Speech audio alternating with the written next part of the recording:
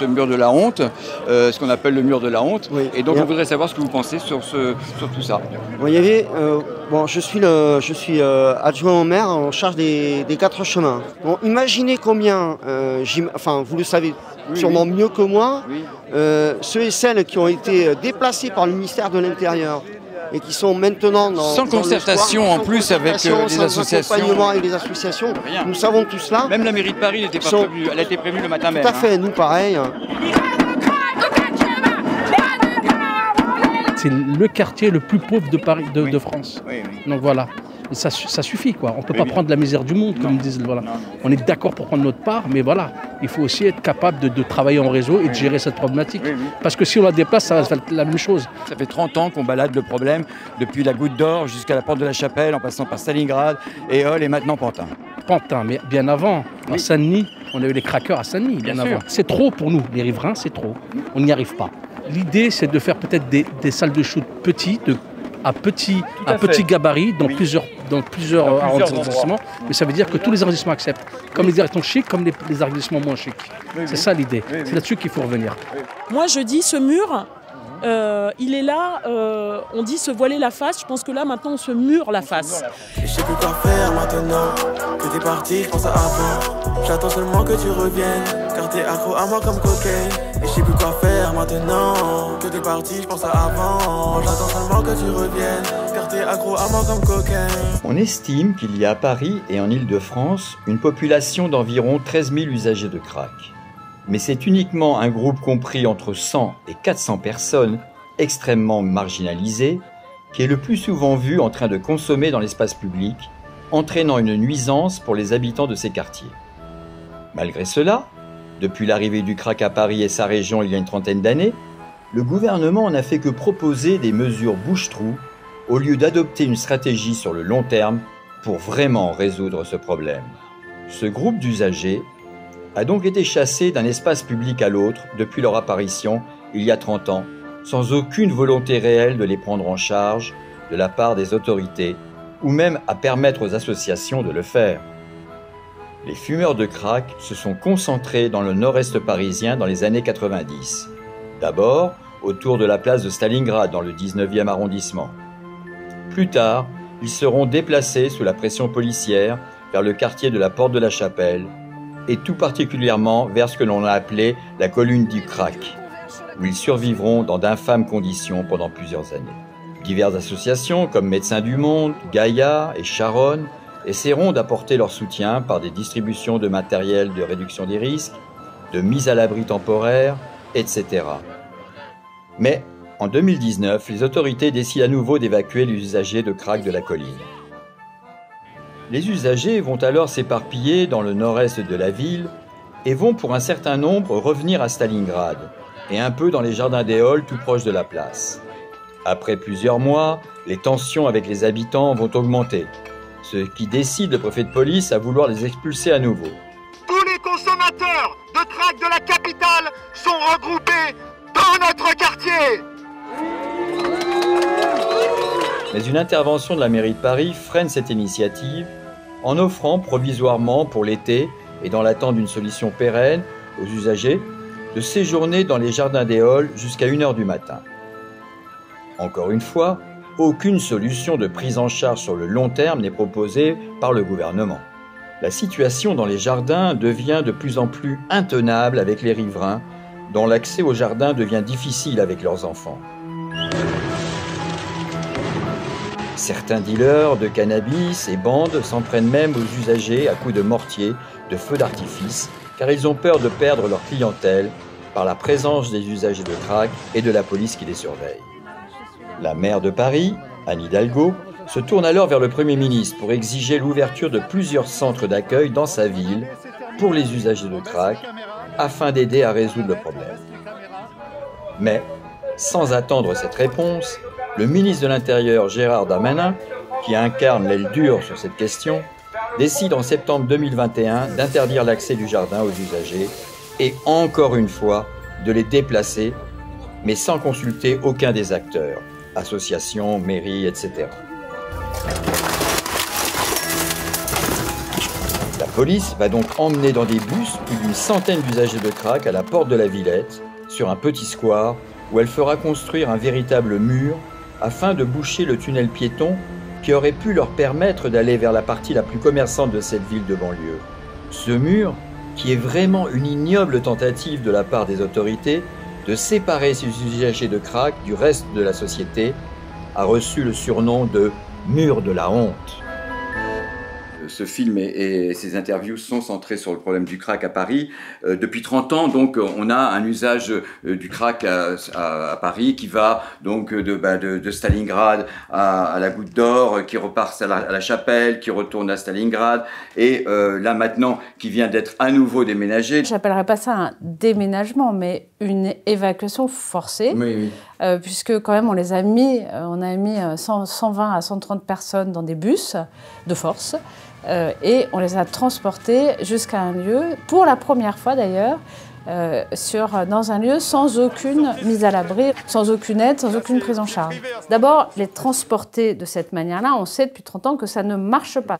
Ça provoque plus de violence, parce que le trafic se désorganise, que c'est plus compliqué de trouver, que du coup, ça favorise de l'inquiétude, voire de l'angoisse. Ça génère beaucoup de désorganisation et donc d'intranquillité et d'insécurité publique. Enfin, je veux dire, puisque là, on parle du côté du préfet. Et ensuite, globalement, quelques semaines plus tard, on commence à voir des groupes de personnes qui se reforment et va se refermer à un nouveau lieu, et c'est comme ça depuis 30 ans. Il y a une décision unilatérale donc du ministère de l'Intérieur de déménager, de transporter, d'évacuer ces gens donc à la porte de la Villette. Donc et là, il se produit en plus un phénomène très révélateur qui est donc la construction d'un mur. Est-ce que tu peux expliquer? Le préfet dit « je le fais parce qu'il n'y a pas d'habitants » à cet endroit-là, et donc il amène avec ses bus les usagers de crack, oui.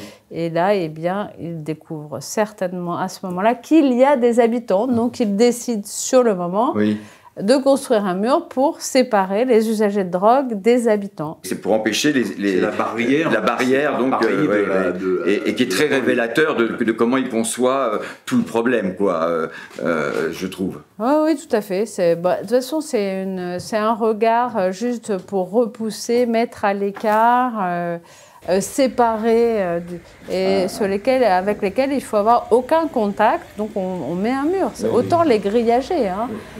C'est vraiment ça l'esprit, qui est en même temps une non-action. C'est-à-dire c'est toujours du laisser-faire. Comme c'est on ne les prend pas en charge, on n'aide à rien, on n'a pas de politique de santé publique du tout, ni de politique publique en faisant ça. Et c'est une situation complètement intenable actuellement. Et franchement, j'espère qu'on va réussir à pouvoir avancer. Donc avancer justement, ça veut dire quoi pour toi et donc la mairie de Paris, avancer, quelles sont les propositions? Ça veut dire étendre justement, faire une extension de ces carudes pour avoir à la fois plus de place pour faire des centres, que ce soit de l'hébergement, du repos et de l'espace de consommation, de manière à vraiment à chaque fois, donc nuit et jour, pour pouvoir avoir une prise en charge sérieuse là où ils en sont. La proposition, ce serait 3 centres. Je pense qu'en fait, on n'est pas fixé sur le chiffre.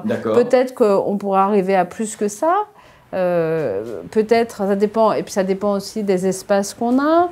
Enfin, on peut faire aussi des espaces plus spécialisés, hébergement, avec toujours espace de consommation, ou plus de la prise en charge, y compris avec de la substitution, parce qu'il y a beaucoup d'usagers de crack qui sont des multiconsommateurs. Si t'es là, c'est pour le meilleur et pour le pire. Je te retiendrai pas si tu peux partir un jour. Un coup c'est la guerre, un coup c'est la fête. J'ai plus trop donné de la tête. Le crack et la cocaïne base, c'est exactement la même chose. La cocaïne se présente en poudre, donc elle peut s'injecter, elle peut se sniffer. Mais si tu la mets dans une cigarette et que tu la fumes, ce que font d'ailleurs certains, j'ai vu ça en Afrique par exemple, a priori tu gâches la quasi-totalité du produit. Alors que si tu procèdes à une manipulation chimique qui consiste à rajouter du bicarbonate de soude par exemple, tu transformes la cocaïne en caillou, et ce caillou, tu peux le fumer, ce qui provoque un effet assez intense, mais qui n'est pas différent de l'effet de la cocaïne au fond. C'est important de le dire, puisqu'on présente toujours le crack comme une drogue particulière qui serait particulièrement toxique et particulièrement addictive. Par exemple, ce n'est pas plus toxique et plus addictif que la cocaïne en injection, qui était une pratique assez courante de ces années où il y avait beaucoup d'injecteurs en France, beaucoup d'injecteurs d'héroïne, en fait, des injecteurs de speedball, c'est-à-dire d'héroïne et de cocaïne mélangées. Entre nous, beaucoup trop de questions. Je travaille depuis 2 ans et demi en tant que maraudeur sur le 10e, 18e et 19e arrondissement. J'ai fait mon dernier jour hier et ça fait un peu plus d'1 an et demi que je suis notamment sur Stalingrad et le Jardin des Halles. La colline du crack, elle existe, il me semble, depuis le milieu des années 90, au début 2000 au moins, et c'est surtout Stalingrad, la consommation et le deal du crack sur Stalingrad existe depuis le milieu des années 90. Les scènes de consommation à ciel ouvert comme ça fait 30 ans que ça existe. Il y a quand même pas mal de riverains, de vieux travailleurs sociaux qui disent que c'est pas pire qu'avant, c'est pas plus présent qu'avant. Et il n'y a pas plus de violence qu'avant, c'est juste qu'on a peut-être un peu tendance à oublier ce qui se passait il y a 30 ans. Ça, en fait, le crack, c'est une histoire de Noirs de Paris. Une communauté installée à Paris, la communauté des Antillais, donc les gens qui viennent des Antilles ou de Guyane, c'est-à-dire des colonies actuelles d'Amérique du Sud française, avaient cette habitude de fumer la cocaïne, parce que c'est des endroits qui sont proches des endroits où on a de la cocaïne base, des endroits de production de la cocaïne. Les Antillais ont appris à leurs frères africains à fumer la cocaïne base. Ces Africains, souvent, étaient des dealers. Il y a effectivement surtout une population noire, plutôt africaine, d'Afrique de l'Ouest. Et ça, c'est des consommateurs qui sont là depuis les débuts. C'est des personnes qui ont migré il y a 20, 25 ans, 30 ans. Il y a aussi des Antillais, c'est des gens qui sont là depuis 30 ans, avec des parcours d'émigration aussi, où ils ont vécu la guerre dans leur pays. Il y a du Sénégal, Côte d'Ivoire, ça c'est pas l'Ouest, mais il y a des Somaliens aussi, Mauritanie, Togo, il y a des Congolais aussi, c'est des personnes qui ont vécu la guerre, qui ont fui leur pays et qui sont là depuis des années. Ça c'est un des premiers groupes qui composent la population de crack à Aeol. Le deuxième, c'est des migrants plutôt récents de Syrie, d'Afghanistan, plutôt du Moyen-Orient, qui aussi ont vécu des guerres, qui ont fui leur pays et qui ont vécu un parcours migratoire aussi destructeur, qui consommaient pas pour beaucoup au début en arrivant en France. Ils pouvaient consommer chez eux. D'autres ne consommaient pas, ils sont arrivés, ils ont fait un parcours de demande d'asile, de titre de séjour. Ça a duré 1 an, 2 ans, à se faire balader entre la CIMAD, l'OFI, le France Terre d'Asile, les accompagnements sociaux, etc. Et au bout d'un moment, c'est des personnes, moi, de ce que j'ai vu et ce que j'interprète, c'est des personnes qui ont lâché, qui n'en pouvaient plus, qui étaient fatiguées, épuisées, qui sont mis à complètement stagner dans la rue. Et au bout d'un moment, l'alcool est venu, le crack est venu pour aussi une consommation un peu occupationnelle et pour apaiser aussi l'esprit et pour pouvoir dormir. Ça amène d'autres problématiques. Et il y a une troisième population, et c'est aussi des gens qui ont un parcours d'aide sociale à l'enfance, de foyers, de familles d'accueil, où il y a eu des violences physiques, sexuelles, des abandons. Et du coup, pareil, une psyché qui est entamée et une difficulté à se considérer, à avoir envie d'être considéré, à s'insérer dans des groupes sociaux. Donc c'est un peu, moi, les 3 populations que je vois en consommation précaire. L'une des propriétés de la cocaïne, tous les cocaïnes women le connaissent, c'est d'avoir un effet très intense et très bref. Quand on maîtrise sa consommation, qu'on a des moyens financiers et qu'on a une structure sociale, cet effet très bref qui est suivi d'une descente, on peut le maîtriser et utiliser cette cocaïne base à titre récréatif. C'est d'ailleurs ce que font, à mon avis, la majorité des consommateurs de cocaïne base. Mais quand on est SDF, voire avec des problèmes psychiatriques qui sont liés à cette condition de grands exclus, de personnes qui vivent dans des conditions extrêmement dures, extrêmement misérables, cet effet très bref de la cocaïne, évidemment, participe à une forme d'addiction très violente. Mais il est important de préciser que cet effet de la cocaïne ne provoque pas nécessairement ni de violence, ni de comportement exhibitionniste, ni tout ce qu'on reproche aux cocaïnomanes et ce qu'on appelle les craqueurs dans les médias et ce qui leur est reproché de la part des riverains, c'est-à-dire en fait l'étalage de leur misère, l'étalage du fait que on a affaire à des gens extrêmement vulnérables. C'est absolument pas dû à l'effet de la cocaïne. Non, je voulais pas te mentir, mais j'ai dû choisir entre facilité et courage. La signification de votre pancarte? C'était en réponse à Darmanin, qui parle de séparatisme pour stigmatiser les musulmans, notamment les musulmans de quartiers populaires. Oui. Donc il fallait retourner les stigmates, de dire que le vrai séparatisme, il vient d'en haut, il vient du ministère de l'Intérieur, qui va rajouter de la misère dans un quartier populaire, qui est plein de ressources, plein de solidarité. Par rapport à la police, comment ça se passe?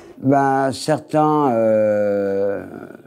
viennent au contrôle normal et tout. Il y en a qui arrivent, qui t'étranglent carrément.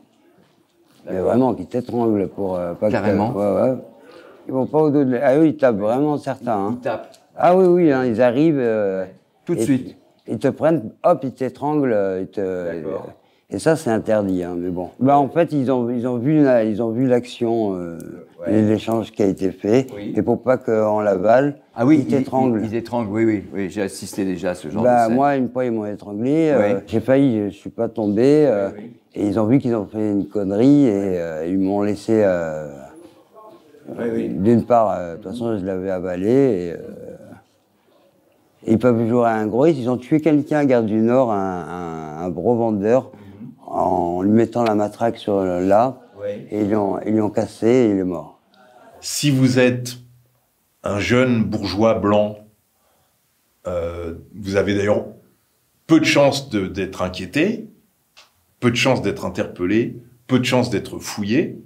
Mais si, par erreur, vous êtes pris dans un concours de circonstances qui fait que vous êtes quand même interpellé en train de fumer un joint sur la voie publique, par exemple, on vous met une amende éventuelle de 200 €, ça c'est dans la loi. Donc il faut pouvoir payer ces 200 € et ensuite vous avez le droit de rentrer chez vous.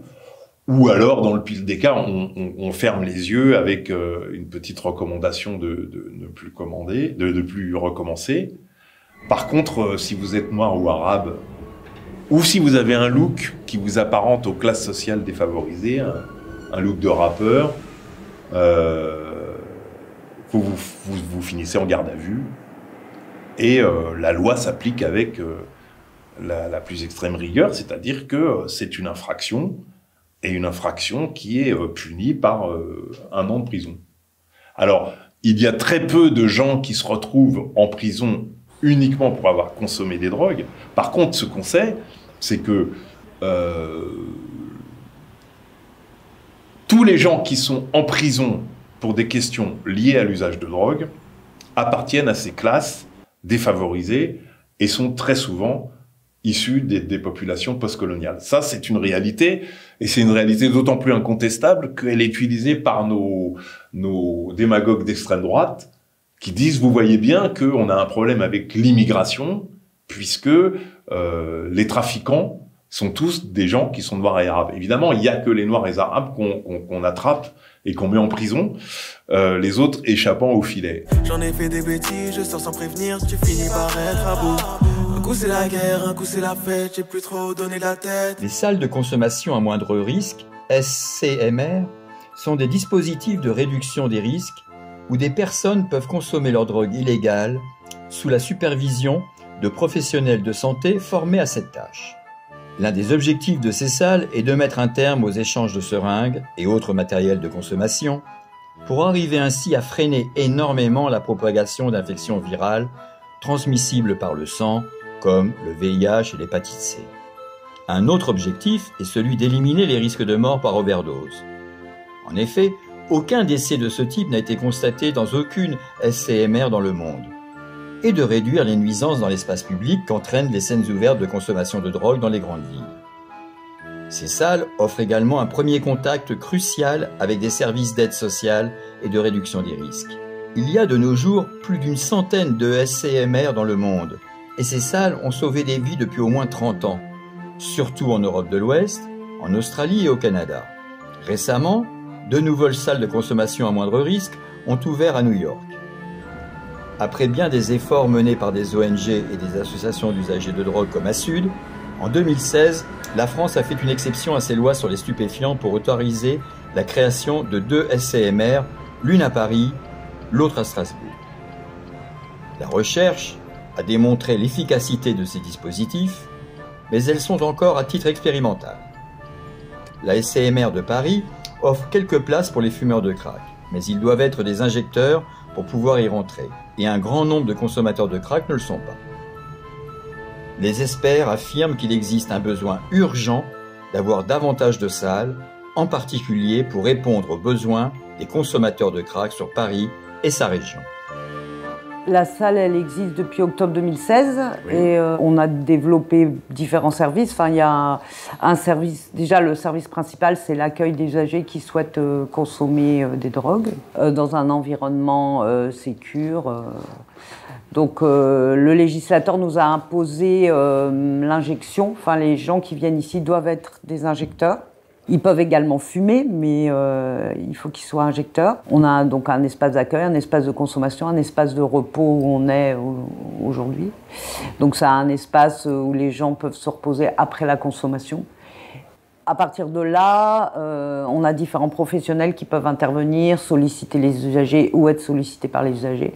Donc du travail social, de l'accompagnement, des démarches et une prise en charge sur le plan médical. Donc on a un médecin à plein temps et un mi-temps de psychiatre et pas mal d'infirmiers. Donc ça peut être du dépistage VIH, hépatite C, fibroscan, traitement hépatite C. Actuellement, on fait la vaccination contre le Covid. Ça peut être aussi voilà, de la coordination de soins parce que les gens vont et viennent dans différents services ou à l'occasion d'hospitalisation aux urgences. Donc nous, on fait pas mal de coordination de soins pour récupérer leurs comptes rendus, leur reprendre des rendez-vous, les accompagner à leurs rendez-vous, faire un suivi. Il y a des gens à qui on peut aussi délivrer des médicaments. Notamment, il y a quelques personnes qui ont des traitements antirétroviraux contre le VIH. On a également un programme d'échange de seringues à l'entrée. Donc les gens qui ne sont pas inscrits peuvent venir chercher du matériel. On a pas mal de monde. Et on fait aussi des maraudes dans le quartier. Donc des maraudes 2 fois par jour, tous les jours.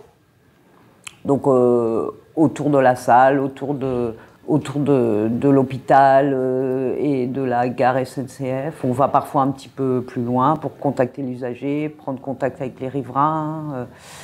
Et depuis le début du premier confinement, on a mis des gens à l'abri à l'hôtel, en partenariat avec l'association Aurore. Et on a actuellement, je crois, 70 personnes qui sont à l'hôtel. Et on a une équipe de visite à domicile, entre guillemets, qui va les voir 5 fois par semaine. Pour les urgences, les overdoses, les malaises, les crises d'épilepsie, enfin voilà, on a 2 possibilités. Soit on prend aussi pas mal en charge les gens ici et après on peut les transférer aux urgences de l'hôpital. Et si c'est une urgence absolue, enfin très grave, on a un recours direct au service de réanimation qui se déplace et qui vient ici en moins de 5 minutes. Mais donc ici, il y avait une situation dans le quartier avant l'arrivée de la salle d'achat et de consommation, je dirais, sauvage, avec certainement des overdoses un peu dans les toilettes publiques ou dans les parkings ou dans les halls d'immeubles. Il y avait un impact sur le quartier quand même avant l'arrivée de la salle qui était très fort. avant la salle, enfin depuis 2005, il y avait donc cette scène de consommation. Alors ça se passait dans les toilettes publiques, dans les halls d'immeubles, sur les trottoirs. Il y avait, oui, des rassemblements de 30, 40 usagers assez régulièrement et des consommations de rue très importantes qu'on diminuait beaucoup avec l'ouverture de la salle. L'enquête de l'INSERM qui a été menée depuis le démarrage du projet, enfin même un peu avant, a montré plusieurs points importants, une réduction des pratiques à risque de 11%, une réduction du recours aux urgences pour 26%, une réduction des actes délictueux pour 20%. Donc ils ont montré aussi une diminution des overdoses de 2%, mais c'est vrai que nous, on n'a pas tellement d'overdoses comparativement à d'autres pays. Donc on voit l'accès aux soins qui est facilité, ne serait-ce que pour accéder au traitement hépatite C ou au traitement de substitution. Sur l'environnement, on a une réduction de 3 fois, une réduction, les seringues usagées, enfin le matériel usagé a été diminué par 3. Il reste évidemment quelques personnes qui continuent à injecter dehors et c'est un peu toujours les mêmes. On a eu, je crois, depuis l'ouverture de la salle, c'est 250 000 injections qui ont eu lieu dans la salle, enfin 250 000 consommations. Donc on voit bien que ça réduit l'impact. Entre nous, beaucoup trop de questions. Moi, j'habite, mes fenêtres donnent sur la salle. Oui. Je suis à l'angle rue Guy Patin, Ambroise Paré, Magenta. Donc je vois la salle. Oui, donc tu as un vrai riverain de la salle. C'est ça. Ah, oui. Vraiment, ce que ça a amélioré, c'est que ça a fait disparaître ces scènes d'injection. Que maintenant on peut retourner au square Cavalier-Coll, qui est au square de l'école, qui est redevenu un square où on peut aller avec des enfants, on peut aller jouer avec des enfants, oui. On a beaucoup moins de seringues. Ça n'a pas tout amélioré, puisqu'il y a quand même encore des scènes d'injection, on les voit dans la rue, mais ça a rétréci de toute façon déjà le périmètre des quelques rues. On est vraiment sur 2 rues où se retrouvent ces scènes d'injection. On nous dit souvent, mais ça veut dire quoi, éduquer les enfants, t'as pas peur d'éduquer ton enfant face à autant de drogue? Non, déjà, 1, c'est mon rôle de parent. 2, la meilleure prévention, c'est finalement aussi de voir et de parler des usagers, parce que ça fait pas envie. C'est pas la drogue festive. C'est quand même des personnes en très grande précarité, en très grande misère. Donc c'est une prévention. Je ne sais pas, moi, ces débats centre ouvert, centre fermé. Je pense que de toute façon, il y a des gens qui, eux, peuvent se mettre en tas et réfléchir ensemble. Il y a des tas de structures associatives qui peuvent faire du bon boulot ensemble. Mais ça, encore faut-il qu'on ait le courage de faire des tables rondes pour poser les vrais problèmes sur la table. On a ce lieu Porte de la Chapelle où on pourrait tout à fait, très rapidement, faire au moins une première salle qui accueillerait où on pourrait permettre la consommation de crack, puisqu'on a un lieu de repos avec c'est des containers en fait qui sont sous le périphérique, il n'y a pas de riverains, les gens peuvent dormir, se doucher, voir un soignant, enfin voir des travailleurs sociaux, et on pourrait faire un container de consommation. Ça serait très simple. Mais personne ne se décide à nous donner le feu vert, quoi. Je pense que la mairie de Paris ou les maires d'arrondissement pourraient très bien décider d'ouvrir des lieux où les gens peuvent consommer, comme l'ont fait le bourgmestre de Lille ou de Liège et le bourgmestre de Bruxelles. Ils n'ont pas de loi en Belgique. C'est les bourgmestres qui ont pris sur eux et qui ont décidé de faire ce qui semblait utile pour résoudre ce problème de consommation sur la voie publique et Donc légalement, il pourrait très bien le faire, la mairie de Paris pourrait très bien mais ils pourraient le faire comme l'ont fait les bourgmestres mais ils ne veulent pas se retrouver dans cette situation-là. Parce qu'ils ne seraient pas hors la loi. Il y a quand même une loi qui a été votée en 2016 pour que nous, on ouvre ici. Donc il y a une loi, il y a un encadrement, en tout cas jusqu'en 2022. D'accord. Donc ils pourraient très bien le faire. D'accord. Quel serait pour toi un monde idéal, en tout cas par rapport à ta consommation? Il n'y a pas de monde idéal. Non, mais par rapport à ta consommation. Par rapport à ma consommation? Oui. Qu'on me fournit ma loi. Qu'on te fournit la galette. Je déconne. Oui. Mais surtout, avoir... tout ce qu'il me faut, quoi, et puis être tranquille. Oui. Que quand je prends ma galette, qu'il n'y a pas des cons qui viennent me prendre la tête. Ou... Voilà. Dans une salle de consommation, ça serait le cas. Exact, c'est ça. Dans une salle de consommation, on pourrait tranquillement prendre sa galette et puis ne pas être emmerdé par ni les flics ni d'autres personnes. Mais c'est ce qu'il faut. Oui, c'est ce qu'il faut. Ouais. C'est ce qu'il faut. Vous allez accepter que les Modou ils viennent nous vendre? Les Modou, tu sais, ils vendront à 500 mètres, à 300 mètres. Si c'est ça, c'est cool.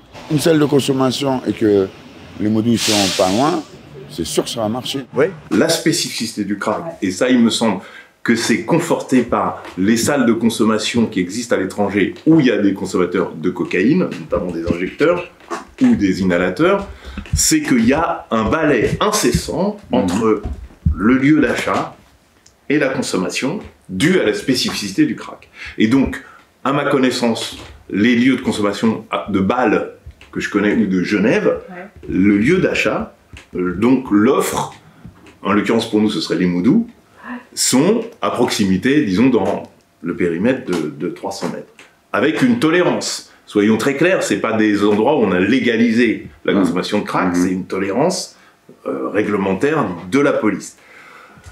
Dans le contexte parisien que tu décris, s'il s'agit de s'adapter à cette consommation de crack, est-ce que dans les propositions qui ont été faites, cette spécificité est prise en compte, à savoir le fait qu'il y aura, pour que ça marche, nécessairement une tolérance de la vente à proximité, parce que sinon on s'embarque, à mon avis, dans un projet illusoire. Je ne suis pas inquiète là-dessus parce que j'ai vu, par exemple, à Strasbourg, il y a, elle est restée, la salle d'inhalation, et il n'y a pas d'espace de tolérance officiel d'île de crack à proximité de leur salle de consommation.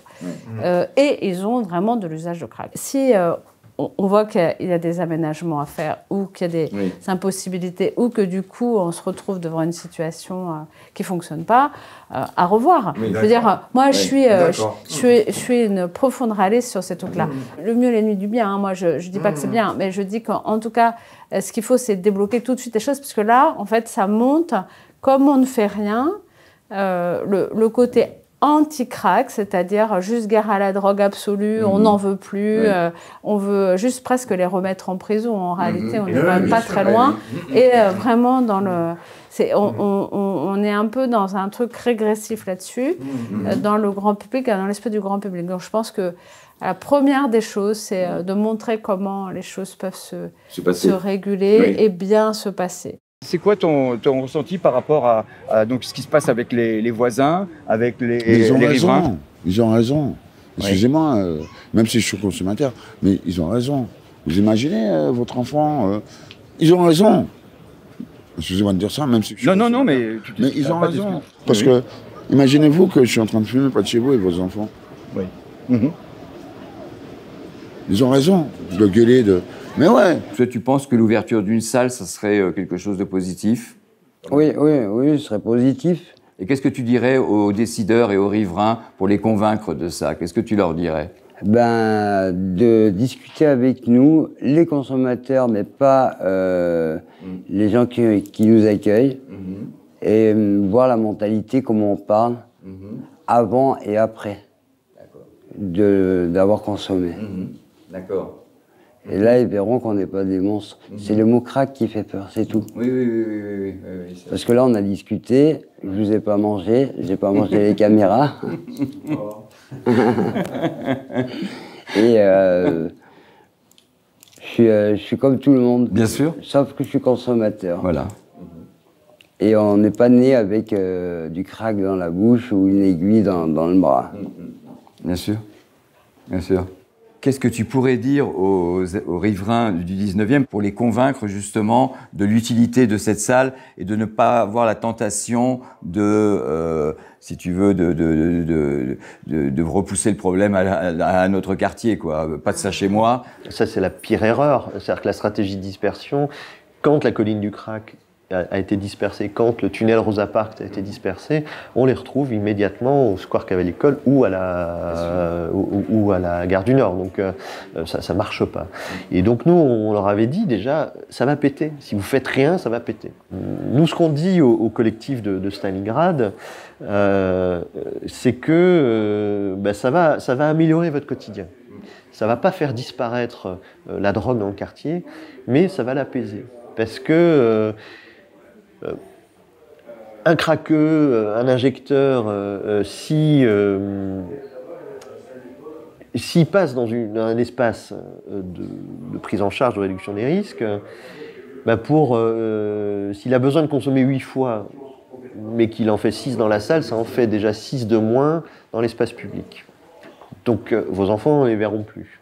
Et que peut-être, au lieu d'en avoir 8 dans la journée, il va réduire à 6 ou à 4. Que nous, ce qu'on a vu ici, c'est une salle, c'est pas suffisant. Parce qu'effectivement, ça concentre des problèmes. Il y a des usagers de drogue qui sont aussi des SDF, ils ont des histoires, tu m'as piqué une 8-6, machin, et donc ils se retrouvent là, ils s'engueulent. Mais pas parce que c'est des consommateurs de drogue, simplement parce que c'est des gens dans la rue et que, comme tout être humain, il y a des amitiés, des inimitiés, etc. Et donc, disperser le problème par plusieurs dispositifs, ça permet d'atténuer le quartier. Et que quelqu'un qui est pris en charge est quelqu'un de beaucoup plus apaisé.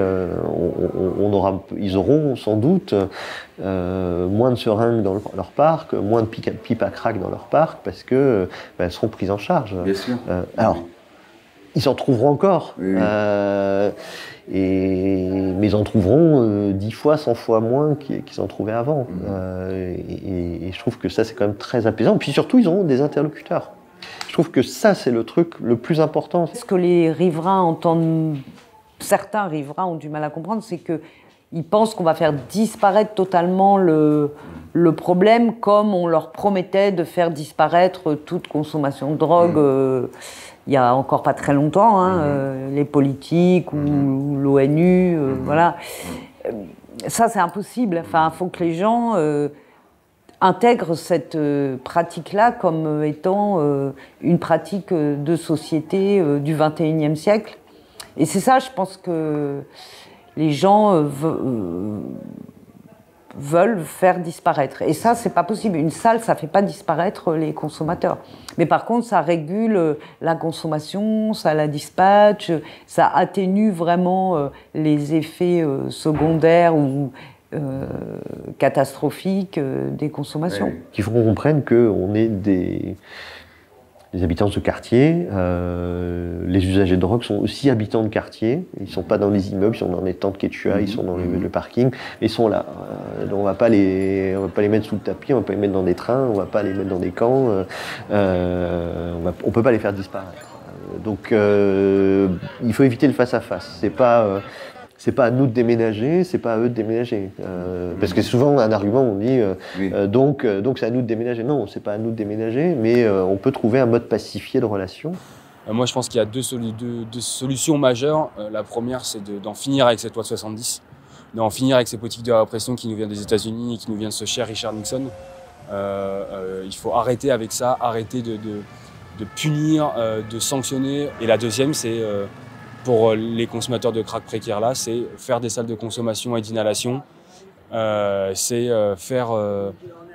accepter que les gens consomment et arrêter de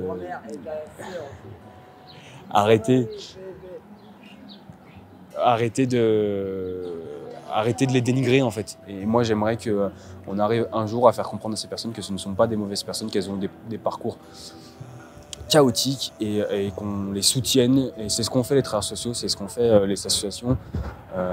Moi, en tant que consommateur, c'est aujourd'hui je me permets de dire que je suis consommateur, non pas sans risque, mais je me permets de le dire parce que j'ai choisi de ne pas avoir honte de ce choix que j'ai fait de consommer, qui est un plaisir. J'ai choisi de ne pas culpabiliser.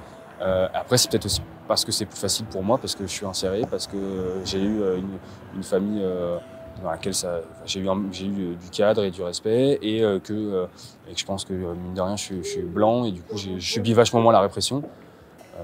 Donc c'est ce qui me permet aujourd'hui de pouvoir revendiquer ça et le dire. Et j'aimerais qu'un jour, on puisse leur permettre de se considérer aussi eux, parce que les associations, on les considère en travaillant avec eux et avec elles, ces personnes, et qu'elles méritent de la considération. Si t'es là, c'est pour le meilleur et pour le pire. Je te retiendrai pas si tu veux partir un jour. Un coup c'est la guerre, un coup c'est la fête. J'ai plus trop donné de la tête. J'en ai fait des bêtises, je sors sans prévenir. Tu finis par être à bout. Un coup c'est la guerre, un coup c'est la fête.